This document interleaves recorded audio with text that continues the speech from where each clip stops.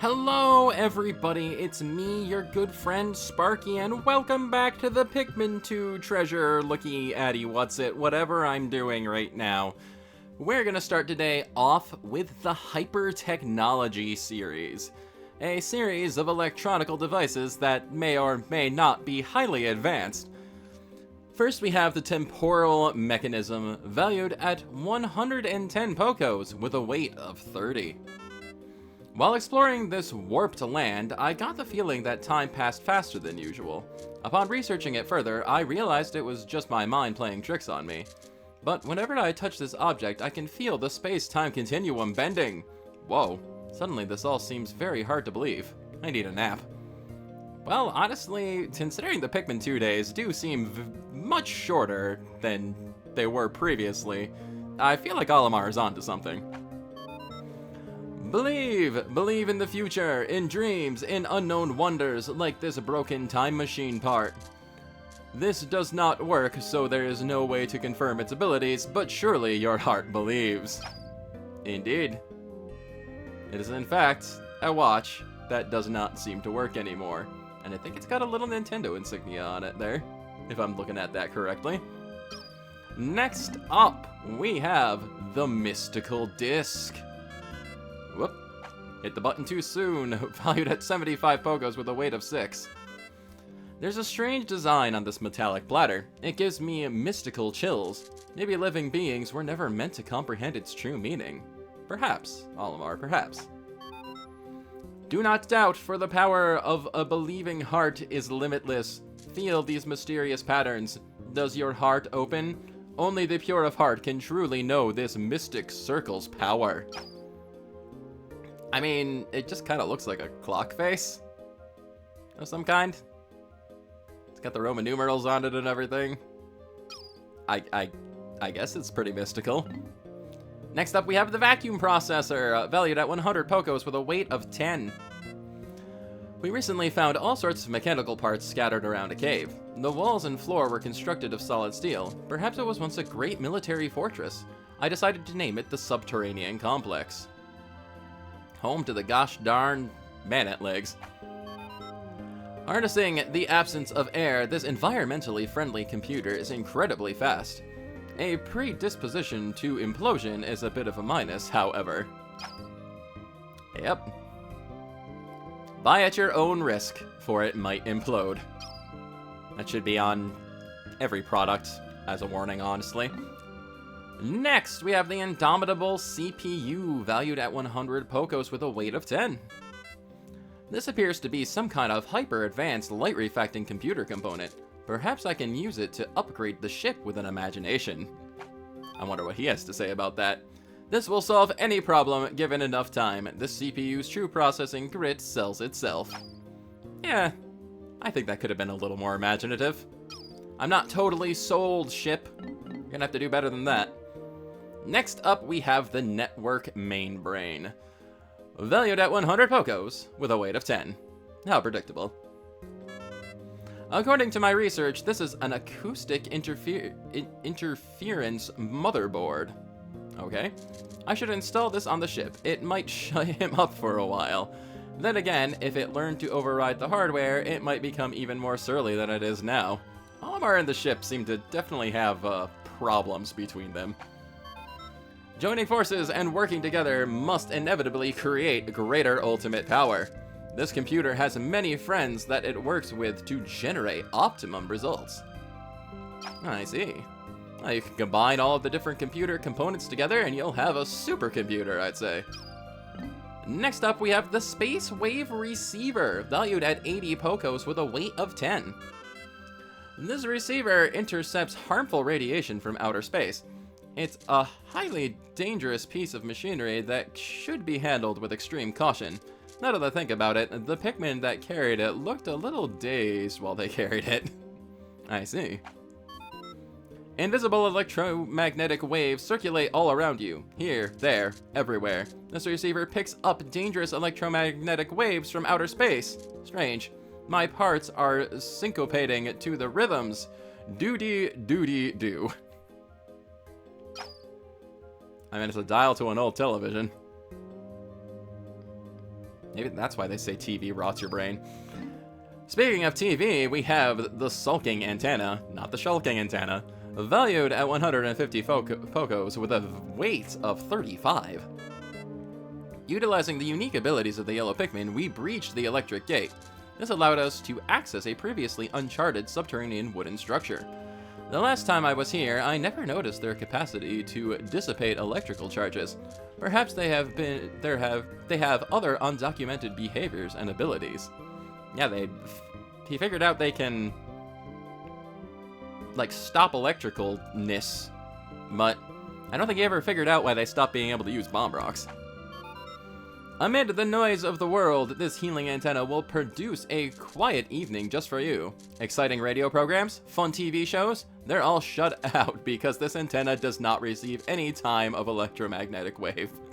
Its sullen behavior is for your own good. Yeah. Like they said, TV rots your brain. Here I am playing video games. And it was just pointed out to me how to pronounce this.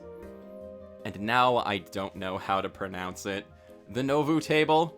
Something like that, valued at 100 Pokos with a weight of 25. I found numerous objects that appear to be machine parts, but I have no idea what they do. The ship wants to sell them to art collectors as modern alien art and charge a fortune for them. I think he may be onto something. Well, if you don't know what it's for, it's best to repurpose it, I guess. The unpretentious, inorganic sense of this design adds to its understated artistic appeal. This will surely be a hit on Hokotate. Why not be the creator of a new trend? With a rotary phone dial. How many younger people who might be watching this even know what a rotary phone is? Man, I'm old. Anyway, we move on to the next series from there, the Industrial series, which is more like mechanical parts and a series of tapes. Things for building things, more or less. We have the Omega Flywheel, valued at 60 Pokos with a weight of 20. Collecting all these machine parts reminds me of the time I crash landed on this planet. The last time I was here, the crash scattered 30 of my ship's most crucial components. I had to frantically collect all of them before life support systems failed. I wonder what kind of machine this flywheel is from. You forget the part where 5 of those weren't actually necessary for you to fly, Olimar. You didn't need to go back for your piggy bank, just saying. Gravitational, electromagnetic, centripetal, dynamic, centrifugal, more powerful than any of the myriad forces of physics is this, the largest, strongest, fastest, coolest flywheel of all time. It is so powerful as to be immeasurable, so there is no way to confirm its outstanding potential. It just kind of looks like a gear to me, but whatever. Speaking of gears, we have the Spirit Flogger, valued at 70 Pokos with a weight of 20. For a long time now, I've just been whiling away my life like a sprocket in a machine. Sometimes I just stop and wonder, am I happy with my life? I can't start thinking like that. I must concentrate on my mission. Digging deep into my soul there, Olimar. An item for CEOs throughout the solar system, this arcane shape bewitches the human heart. Give this to an employee to create a no vacation taking, no bonus needing work machine. Replace all workers with machines. That is the lesson we're learning here. Gosh knows I don't really want my job. Anyway, we have the super strong stabilizer, valued at 60 Pokos with a weight of 10. Several artifacts like this were sitting in a hole I explored today. The temperature inside the cave was perilously low, and the treasures were freezing to the touch. I felt sorry for the Pikmin that had to carry it. Afterward, their little hands looked numb. Interesting that this is like the second time they've brought up temperature with Pikmin. And in Pikmin 4, they actually introduced that concept with certain caves where it got too cold for certain Pikmin and you had to use your ice Pikmin or keep them warm with your rescue pup. Interesting how things move forward, honestly. This device was designed based on principles of stabilotomy. Whatever. It holds anything firmly in place. With this, galactic typhoons are no longer to be feared. Just a simple bolt. Or screw. Or whatever. Okay. Next, we have the Repair Juggernaut, valued at 85 Pokos with a weight of 20. This object must have been manufactured long ago by some kind of machine. Back then, they didn't have the fun toys kids have these days. My son is a video game addict, but I'm terrible at them. He teases me about it all the time. Wait, I've got it. Louie's young. He must be a video game wizard. He can give me some hot tips. If he's not busy eating something. Or being lost in a cave. Compared to standard bonding epoxy, this item is 2 times, 4 times, no, even more. This metal fastener is 256 times more powerful. In time, it will fix anything in position. Again, if you say so. I trust your word on that. And next we have the Adamantine Girdle, valued at 70 Pokos with a weight of 12. There appears to be a link between the treasures we found in an underground structure. We found several machine parts that fit together.